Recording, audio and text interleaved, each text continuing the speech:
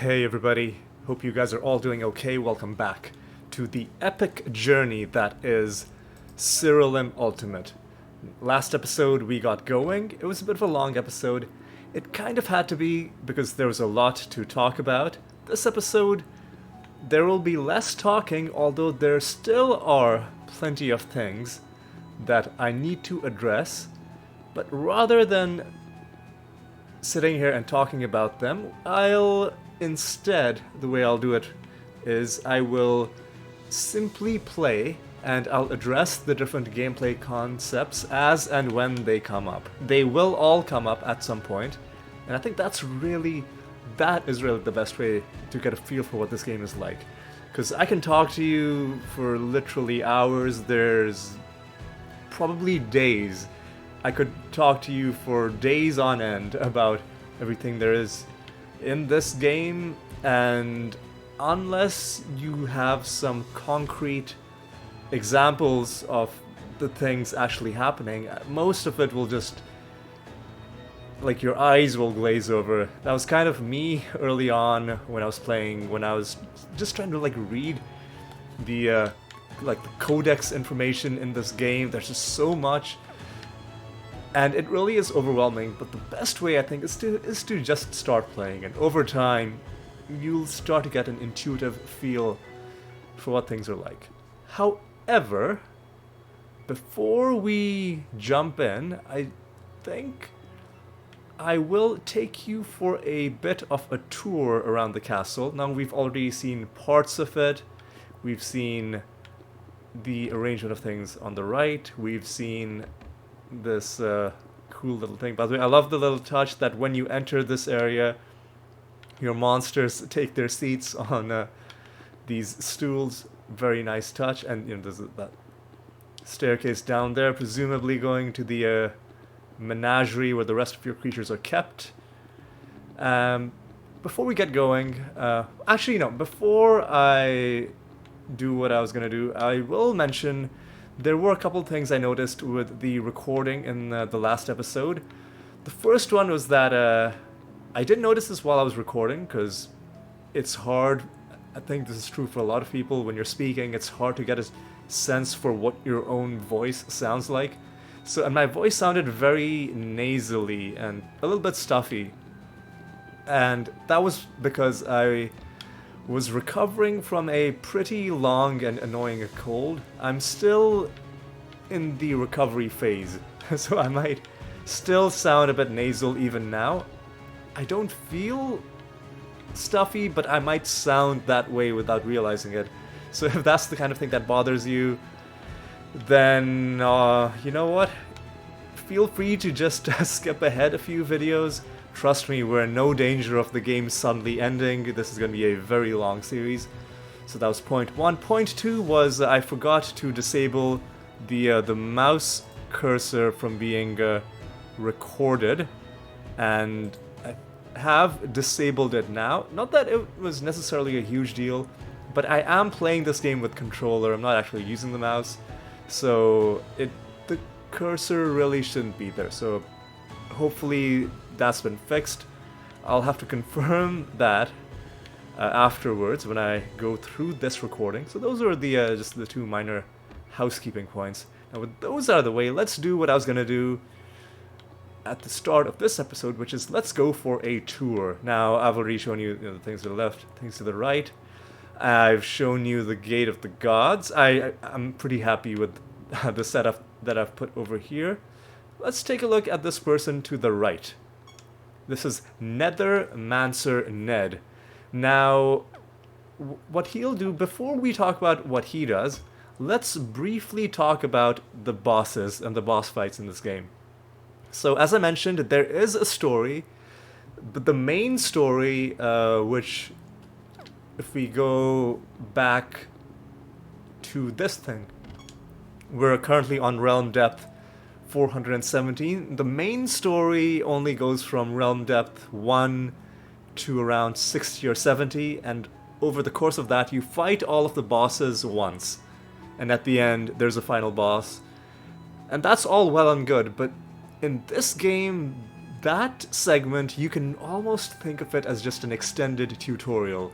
The real game begins after that, but even then not really, because after that, you start fighting nether bosses who are basically buffed versions of it, starting at realm 70, and there are 35 of them. They are buffed versions of the same bosses that you fought during the main campaign, which is why I consider the main campaign to be basically an extended tutorial. Once you beat them once, like you go through 35 multiplied by 5 levels in the game, you will get to build the Gate of the Gods. You'll have to beat all of the nether bosses once to get this thing, and then you'll be able to beat them all a second time, and the second time you'll be able to start on the guilds. We started on the Life Guild, and one of the other guilds, it doesn't really matter what order we do them, and we'll do them all eventually. But the other thing you get when you fight the gods is you unlock their trait materials. Now there will be different trait materials for beating them for the first time, for the second time, and for the third time. We haven't beaten any of them for the third time yet. All of the bosses that we'll encounter in this playthrough will be Phase 3 bosses. So we will be seeing their final forms, so to speak.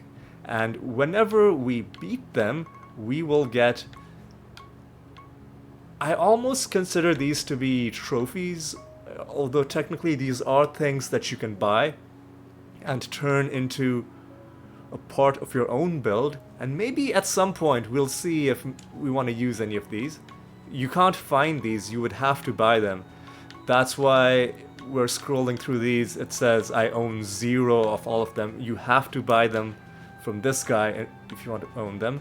So that's his deal.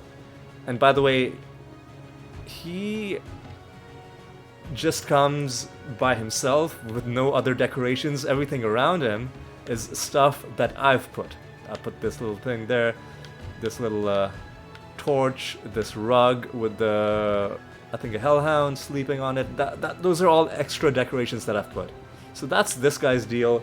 Then we've got this guy to the left. This entire segment to the left over here. I know from a, like, the sense you might get is that there's something important, like you'll talk to this guy, he'll do something, but the answer is he is simply an NPC who's there for aesthetic reasons only.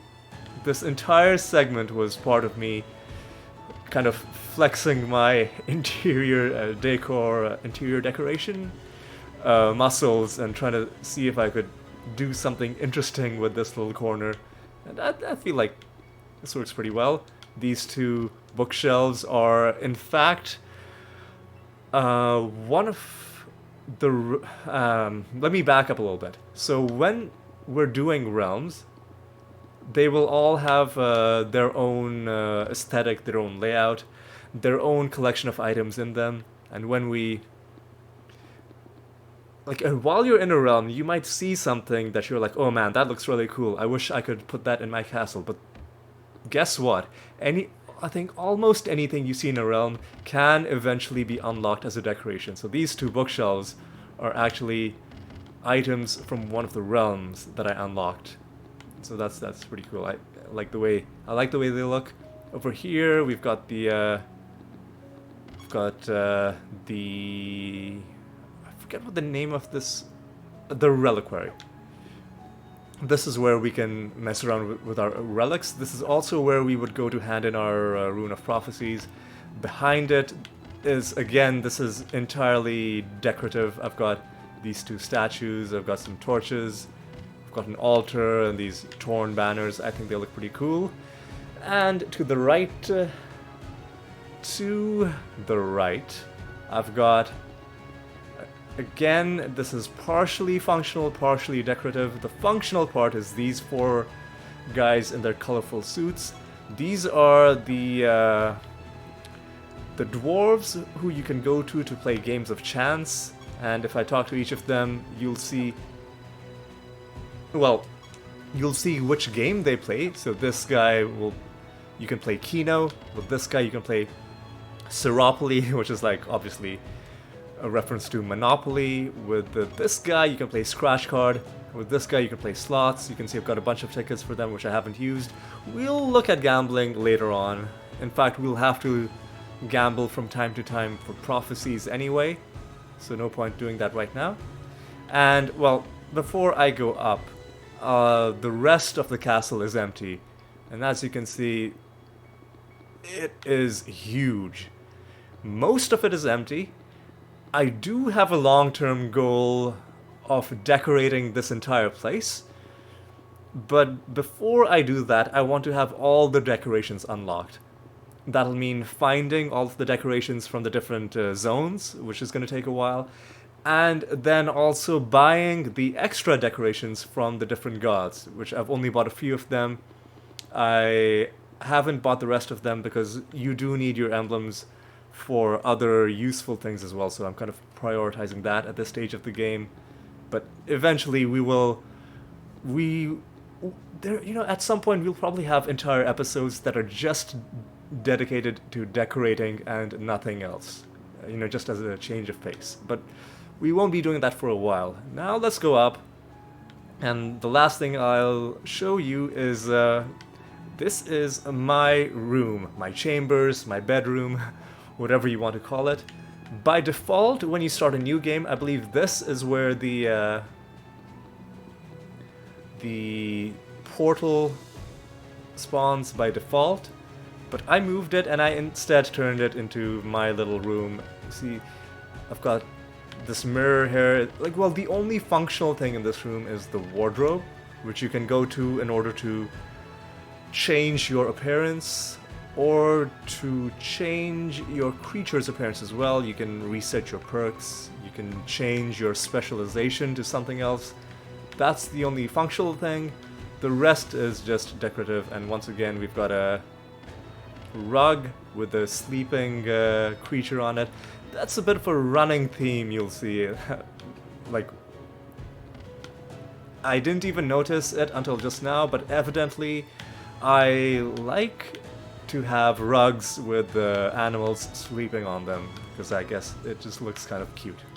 This bookshelf, which I think matches the bed, and this light, which also kind of got a color scheme kind of thing going on.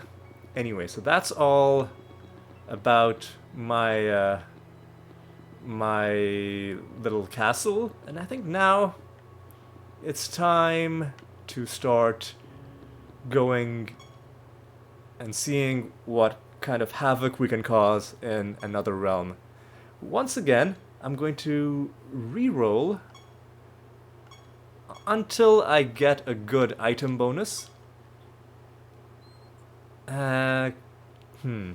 So this one, you'll see, if you look at the realm properties to the right, look at the fourth one from the top, where it says no additional attacks or casts. That's a bit of a bad one for us, because it directly counteracts one part of my build, which is if we look at my creatures, if we look at the trait 3 on creature 1 and creature 3, it's getting the creatures adjacent to them to attack 2 additional times, which means normally my animatus would be attacking 5 times and my centaur would be attacking 3 times, but with this realm property, that's all gone. You only attack once. So that means that trait is being wasted, but I still think we can do pretty well. Now here's what I'm gonna do. For at least 1, maybe 2 full cycles of all of these realms, I'm just gonna go through them in alphabetical order. Normally I play randomly because it's fun to not know what realm you're going into, And of course, if you're choosing a realm, it also costs power. Not that there's any shortage of power. As you can see, I have 4.15 million. But you know, like, why spend it if you don't have to? But I will go through these in order for at least once each. Because if we're doing randomly, the way randomness works is we're not guaranteed to see all of them. We'll see some of them multiple times, and I'd like to show you guys all of them at least once, and maybe twice, and then after that we can start doing random realms, which is what I usually do. Okay, that's enough talking. Let's jump into it and see what we can do. Where we are in the Amalgam Gardens. I mean, I should know that because I selected them. Okay, can we dodge these guys? Nope, they're gonna... Oh, this is bad. This is bad. Oh, and the enemies are fused with wisps. This could be a very bad situation for us. What are we gonna do? Well, what if I just use the macro? Will that damage you? Well, the one good thing about enemies being fused with wisps is if we damage them at all, they will be sent to the bottom of the timeline. However, the bad thing with wisps is if they get to go first at all, they will buff themselves out of control. Fighting only one enemy is I mean, it's a moot point, really, because we'll always be able to hit him with at least one person, and I think maybe our animators can finish the job. Well, you did a lot of damage, and you got some extra damage in, and surely now we can, you know, the lack of extra attacks is really slowing things down, but now we finally took down the Mimic. And now we can finally loot this chest that we were trying to loot. And now let's fight some actual enemies. And let's see what happens. Oh, we are going first. That's very important. And because we're going first, I'm not going to risk anything. I'm not going to risk attacking them, because if our attack misses, we only have one attack, we will be screwed. So I'm going to use my macro. And we hit all of them. They were sent to the bottom of the timeline. Ultimately, that didn't matter because we killed them anyway. But if they were beefy enough to survive, then they wouldn't have been able to act, because we sent them to the bottom. So I guess the lesson here is that when enemies are fused with wisps, by the way, when I say enemies are fused, that means, so all of these monsters will have their own native type, but if they're fused, that means they get an extra trait based on one member of whichever race they're fused with. And if we look at, we'll just quickly go to the bestiary. I won't do this every time, but in these early episodes, let's sort by race. But in these early episodes, might as well get a bit of extra, you know, tutorializing in. So, are there only 4 kinds of wisps? I guess there are. So in this case, the enemies, in addition to their regular trait, will also be fused with one of these 4, which will mean they'll have one of these 4 traits. So this person will cast spells 3 extra times. This one is immune to debuffs and takes less damage, and this one has a 90% chance to dodge attacks. So some really, really annoying stuff. You really don't want to let wisps get a turn ever. Wisps, and by extension, enemies that are fused with wisps. Once again, oh!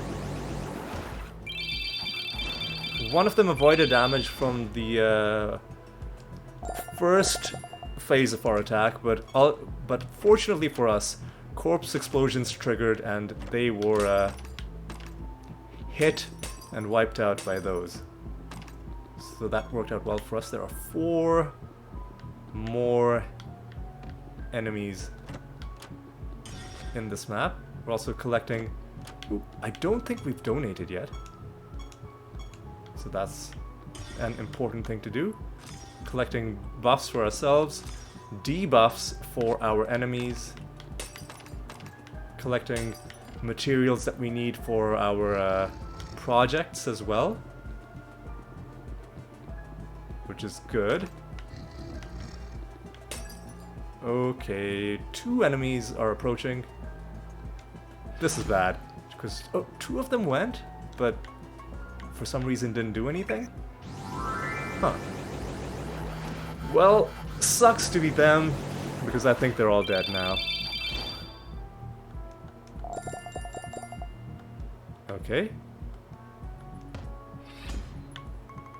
Okay, again, we're going first, which is good. Oh no, Sapphire Paragon. Yeah, the Sapphire Paragons really reduce the damage that all creatures on their side take. However, all we need to do is kill one of them, and I think we're going to kill the top right person, and then corpse explosions will take care of the rest of them. You're seeing now why this is such a strong build when it's allowed to truly flex. There are enemies that will hard counter it, but fortunately these guys don't really have a clue. And even debuffed by only being able to cast or attack once, we're doing pretty well.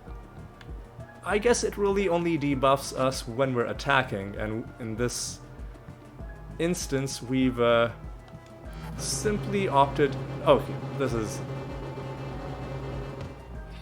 is one reason why I said you don't want Wisps to ever get a turn before you, is like he had 1 turn, and look at the garbage he was able to do. At the start, yeah, this is one of the Wisps that wasn't on our list, probably because... Huh. I don't know, but anyway, look at this garbage trait that they have. At the start of this turn, your creatures gain 3 random buffs. Well, I'm not going to stand for that. I have a spell called Arbitration, which is going to remove all those debuffs and add them to my creatures.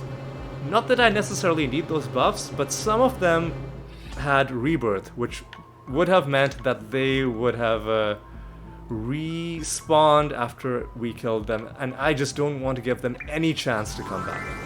So just get wrecked, all of you, please, and just never come back.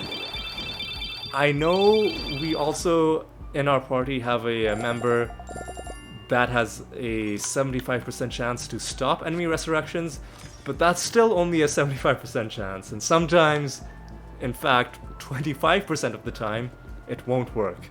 So I just don't want...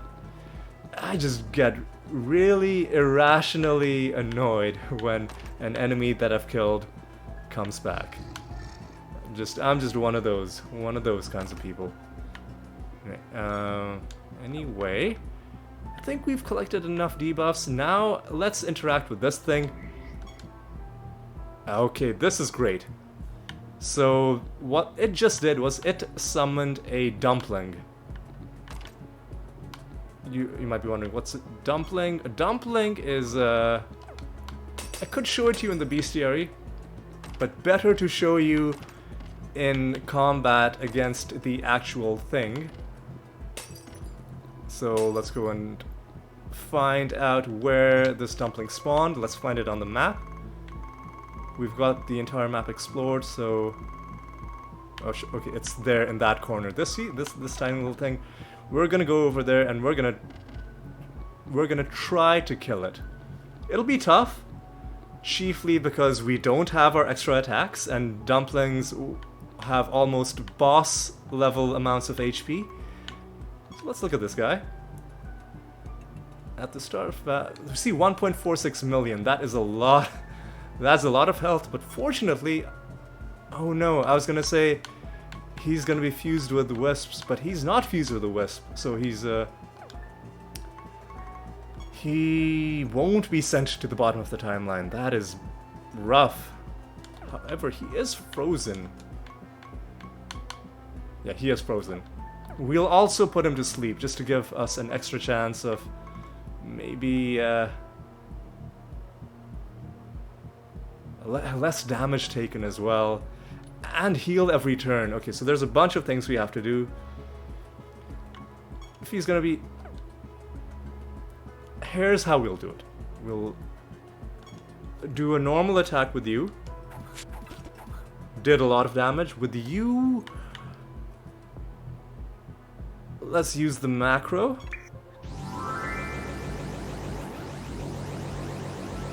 Didn't do a lot of damage, but did buff the centaur duelist who's gonna get his attacks. With you, I'm going to cast Cherub's Missile, which will put him to sleep. Now he's asleep and frozen. Ooh, okay. And now, I'm gonna take a bit of a risk. I'm going to attack. If I miss with this attack, he's going to heal. Okay, good. We killed him. Now, here's what you get for killing a dumpling. You get a crap ton of experience. Look at all the levels we just gained. And also, you get slightly closer to being able to summon a dumpling for yourself. I'm gonna go... Where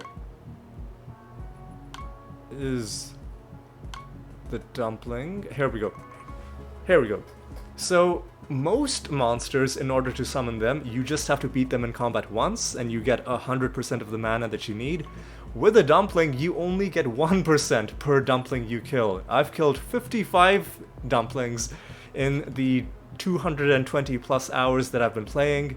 We need 45 more before we can summon our first dumpling. And now you get a sense, you start to get a sense of what exactly I meant when I said even though I'm this many hours in other ways I've barely even started playing this game at all.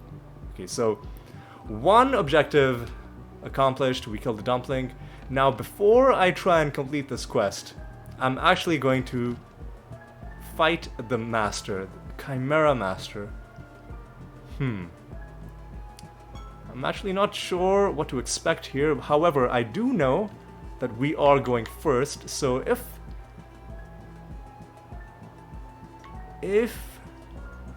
we are able to damage them at all, this fight is over. We've damaged all of them. That means this fight is over. Okay, that's good. That is good. I'll use reincarnation manually.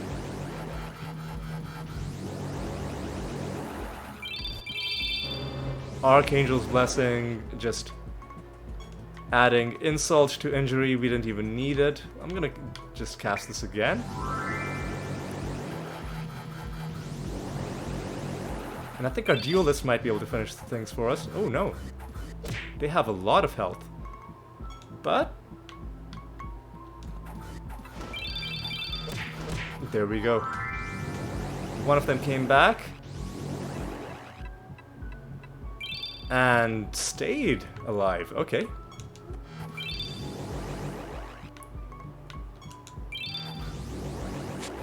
Okay, now you are dead.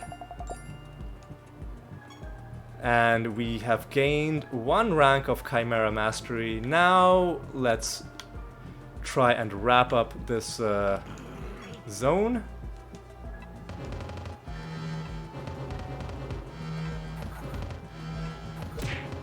One of them unfortunately got to go first. Didn't do too much damage to us. We now get a turn, and they're about to have a bad time. They are dead. We have... well, we've already gained 1 favor rank. That's pretty good. Each time you get a favor rank, you not only get the like the favor reward, but you also get some loot as well. So that's what was popping up on the left of the screen when we did that. Okay, next, let's do this one. And we are going first, so let's just do the same thing we've been doing. And yeah, these guys aren't even gonna last past this turn, because corpse explosions are going to finish them off. And we've completed our realm quest. We get a bit more favor.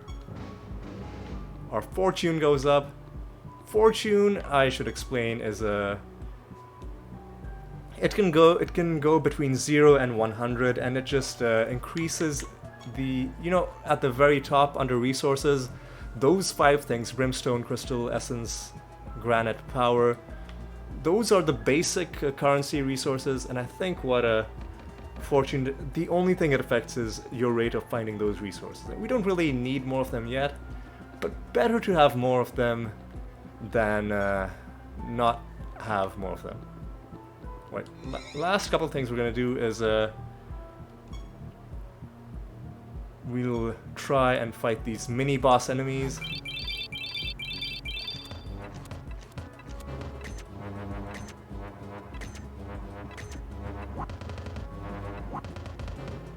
And now you can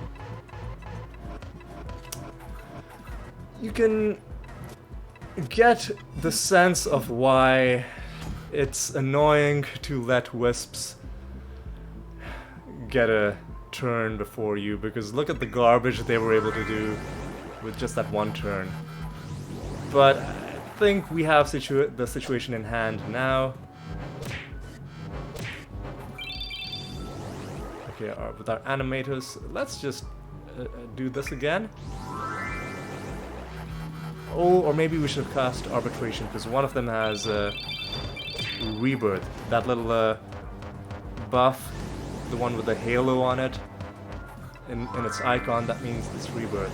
And I don't even know what's going on right now, but hopefully he gets killed. Yes, okay. Yeah, that was... Oh, this is great. We found a card! We found a card!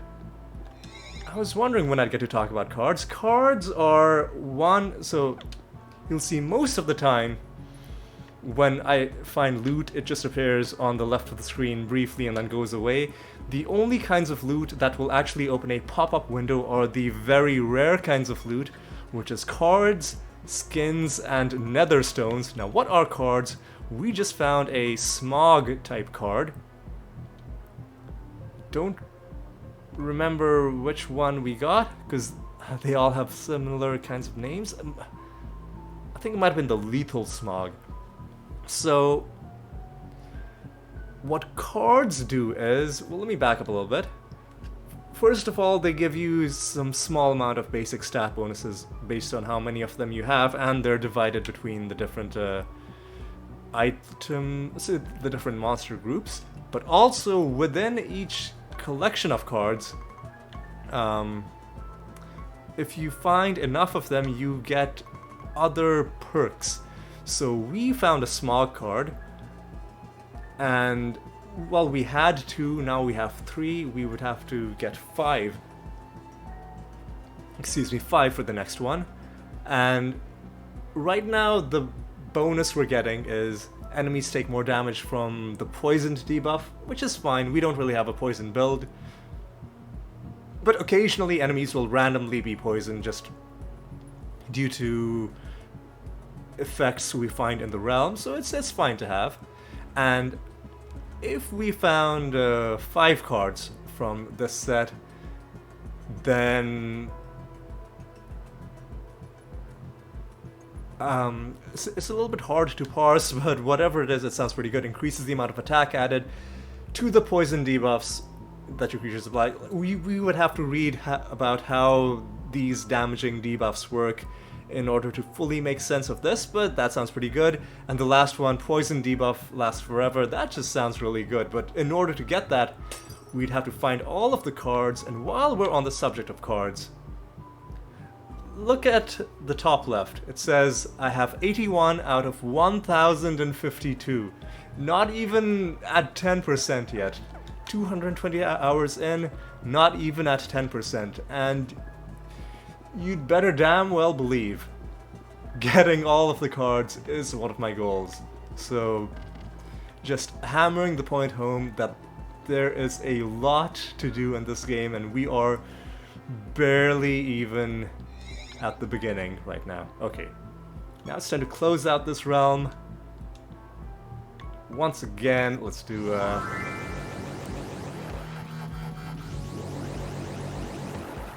okay, that's...